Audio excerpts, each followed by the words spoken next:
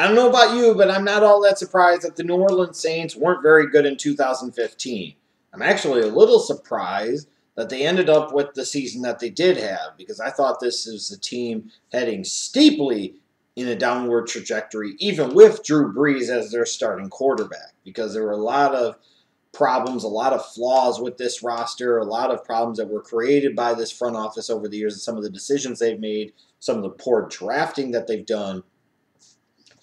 So obviously the big story for this team in the offseason before 2015 season began was the Jimmy Graham trade, and the fact that this team was trying to save themselves some salary cap room. They were trying to remake their roster a little bit, and they were trying to pick up some additional draft pick currency in part to help rebuild their defense. Well, imagine this. They changed defensive systems in 2015. It didn't matter. The defense was doo-doo again.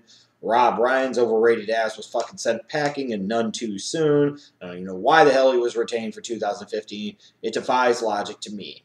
So their defense stunk. Their offense had way too much pressure on them to score way too many points, which resulted in a mediocre 7-9 campaign. They finished third in the NFC South. Ended up with the number 12 overall pick in the 2016 NFL Draft. I mean, that's the Saints. The offense has to carry way too much of the burden. In particular, Drew Brees and his right shoulder and arm have to take up way too much of the slack. They have to make way too many plays. They have to be way too perfect in order to be able to win some games. Now, some games they do win because they put up a lot of points, and they do this. But they had to be expected to do it far too often because their defense just sucked to high hell. And that's just the fact of the matter. So what actually did go well for the Saints team in 2015? Well, offensively, so the team that finished in the top 10 in the league in points scored. They were first in passing yardage per game. They were first in third down percentage. So that's an impressive total to be the best in the league in converting on third down. They talk about the ability to convert on third down being such an important thing offensively for an NFL team. And frankly, important for a defense too, because that means that you're sustaining drives and you're giving your defense a blow and you're limiting the pressure on them. Well, the offense did that in some ways. I mean, they scored a lot of points. They moved the ball a lot, especially through the air, and they converted at the best rate in the league on third down. Drew Brees finished first in the league in passing yards. To me, he had a borderline elite season, the type of season you had come to expect for so many years out of Drew Brees, you had been spoiled with for so many years. I thought he had a really, really good year, considering he lost his number one weapon in Jimmy Graham. Marcus Colston is no longer the same player that he once was. I thought he had a pretty good season. I mean, statistically especially. I liked what I saw out of Brandon Cooks and Willie Snead. Throughout the course of the season, Brandon Cooks really started to pick up some momentum in the second half of the year, which was encouraging for a Saints organization that invested a top 20 pick in him back in the 2014 NFL Draft as a part of that great wide receiver class. And then Willie Snead, a formerly undrafted player that just seemed to come out of nowhere and be one of those Saints guys that looks like they're going to be a productive player in that system for years to come. You look at Mark Ingram, they repaid him in the offseason, and when he was on the field this year, I thought he was pretty good. And I thought, frankly, he should have been given more chances. He impressed me in terms of what he could do as a receiver. That was actually a bit surprising. And I thought he was relatively consistent in his ability to run between the tackles and give, or at least attempt, to give the appearance of some type of balance in that Saints offensive attack. I look at the 2015 draft, and I think Stephon Anthony and Halohi Kikaha showed themselves well for that linebacking core in the future. Two high picks that played pretty well, I thought. Not perfect, but played pretty well. Kikaha was impressive, and I thought Anthony most certainly had those flashes and moments that harkened back to why I was talking about him being a first-round pick before that 2015 NFL Draft. I feel kind of validated for that. Cameron Jordan, he's a stud. Whether he plays in the 3-4, 4-3, doesn't matter. One of the best pass rushers in the league, one of the best defensive ends in the league, and he showed that to me again in 2015. But still had a lot of problems, especially on the defensive side of the ball. 32nd, butt-naked last in the league in points allowed per game. 31st against the run. 31st against the pass. What a surprise. 31st in total yardage allowed throughout in the entire league. So second to last in yardage allowed per game. Gave up the most points per game.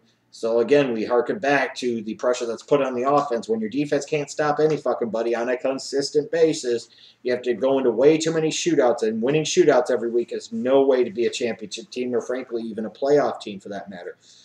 The CJ Spiller signing didn't really work out that well. I still think this organization is smarting for ever trading away Darren Sproles. You know, you put yourself in such a bad salary cap situation that you had to trade away Darren Sproles. I don't know why you would have ever done that.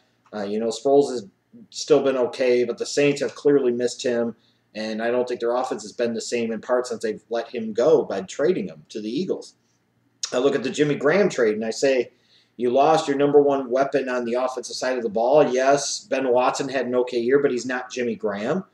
You brought in Max Unger, but at the end of the day, you got Stephon Anthony out of that trade with the first-round pick. But the whole goal was to remake the team. You really didn't remake the team. Your defense was still terrible, and your offense still had to throw the ball a ton and score a ton of points. So from that measure, for the Saints standpoint, I think that trade was a big failure, as it kind of frankly was for the Seahawks as well. It was a trade that really didn't benefit anybody. And again, when it comes to the Saints, what frustrates me so often with watching them is they fall way too in love with the passing game. I understand Sean Payton, former college quarterback, former scab player back in '87, played quarterback, loves to throw the ball. I get that. You've got Drew Brees, future first ballot Hall of Famer, Super Bowl champion quarterback, MVP. So many things you can say about Brees, the elite quarterback in the league for many years. Understand the temptation, the fascination with wanting to throw the football a lot, especially because you feel your defense isn't going to stop anybody, because they don't. Again. But you got to have more offensive balance. You want Brees to be even better?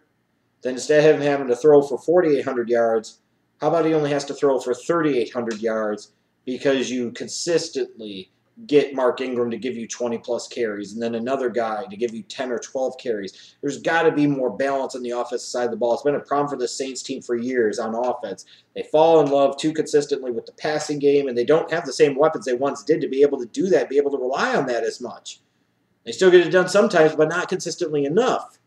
And that lack of offensive balance, even with the high third down conversion percentage and the points that they score, means they still put their defense on the field a lot.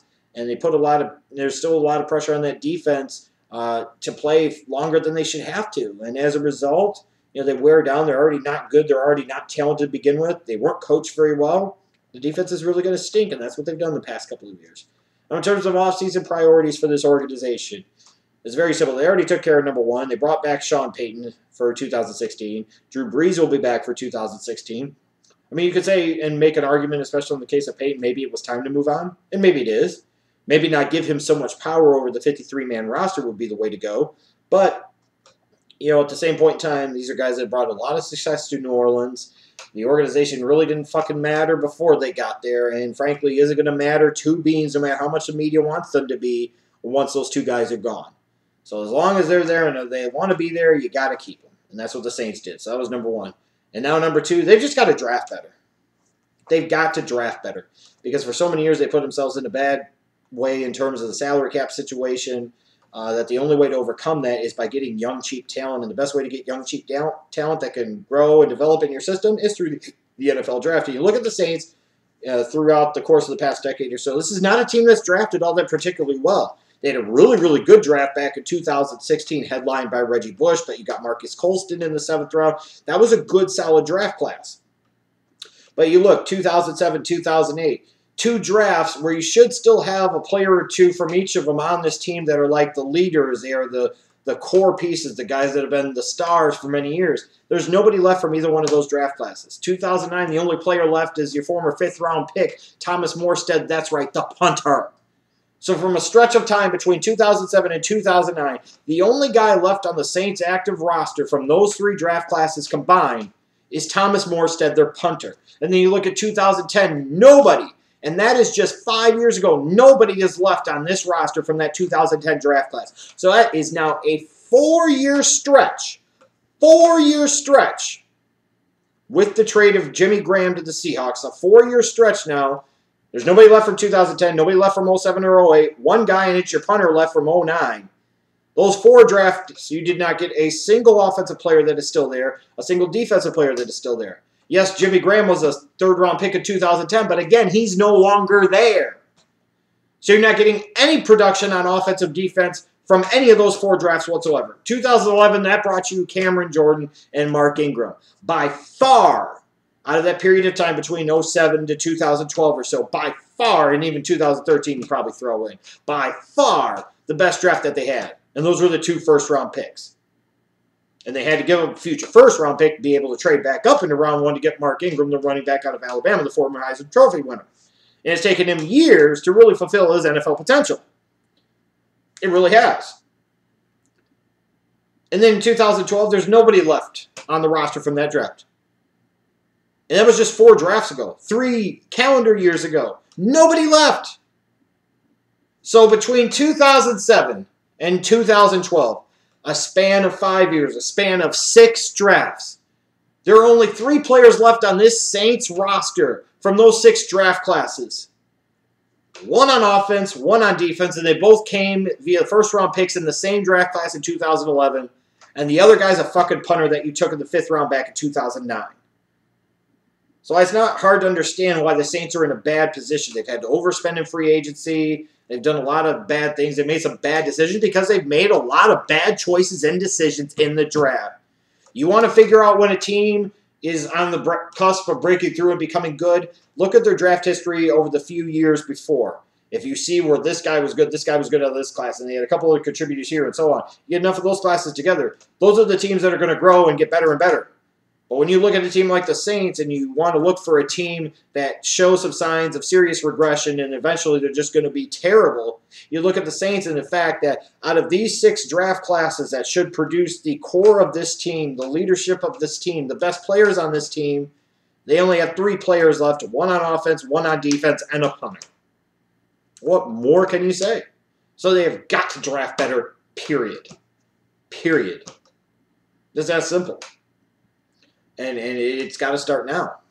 Because otherwise, if they don't, Mickey Loomis most certainly should be fired after 2016. I don't know why he hasn't been fired already. And Sean Payton should be shown no mercy in 2016 and should definitely be shown the door after the year unless they made some deep run in the playoffs because we know he has a lot of say-so and final say-so over the draft, 53-man roster, what have you. I mean, they just stink at it. They're not good at it, and they have to get better at it. Their number 1 need, you got to look defensively. I look at defensive tackle. You've got Cameron Jordan outside of defensive end in that 4-3. They need a difference maker in the middle of that defense. Andrew Billings from Baylor makes a lot of sense. Some mock drafts may have Ashawn Robinson going there, but I think Billings probably is a better fit and makes more sense. And again, where they're picking at number 12, that would seem to be a logical pick. And you'll probably see a lot of mocks going forward that will have a defensive tackle at that 12th spot. I look at weak side linebacker. You did well with Stephon Anthony and Alohi Kakaha, one of your first round picks in 2015 and your second round pick. Now, if you get a big-time athlete, a 3-down player at weak side linebacker, you got an impressive linebacking core to build around for several years to come. The problem is, Miles Jack, who would seem to be a perfect fit for them, probably won't be there for sure. Jalen Smith he may not. But if he was there at number 12, there's got to be some strong consideration made to taking him. Because long term, he would be one of the best possible picks you could actually make at that 12th overall slot. The problem is, would a front office like the Saints, who's got to be under the gun, and a coach like Sean Payton, who's clearly under the gun with the pressure to perform and produce better in 2016, be willing to potentially redshirt their first-round pick for a year? I don't know. They can obviously use some help at corner, whether that comes via the first-round pick or a day 2 pick. They need to invest still there. They could use some more depth at defensive end to go along with Cam Jordan, but they've got to pay attention to the offense a little bit too. This would be where it would be wise potentially for the Saints to explore a couple of trade downs throughout this draft because they need to accumulate some additional draft pick currency. They could use a tight end. They trade away Jimmy Graham. Ben Watson had a nice year, but Ben Watson's in his 30s. He's in the wrong stage of his career. At some point, there's going to be a significant regression. What do you have behind him? Not a lot. You look at wide receiver. Yes, you got Brandon Cooks. You've got Willie Snead, but Colston is close to done. Coleman is a role player at that. They need a bigger featured type of wide receiver, that type of red zone target that they frankly just don't have now. They need that big physical guy that can go down and get that fade. He can go get the ball at its highest point. Again, they don't really have that in this offense.